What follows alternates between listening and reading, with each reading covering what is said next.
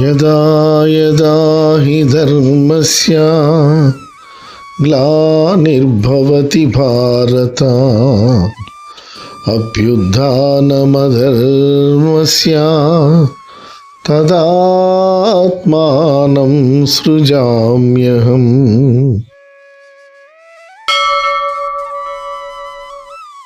పరిత్రాణాయ సాధూనాం వినాశాయ చ దుష్కృతాం ధర్మ సంస్థాపనార్థాయ సంభవామి యుగే యుగే.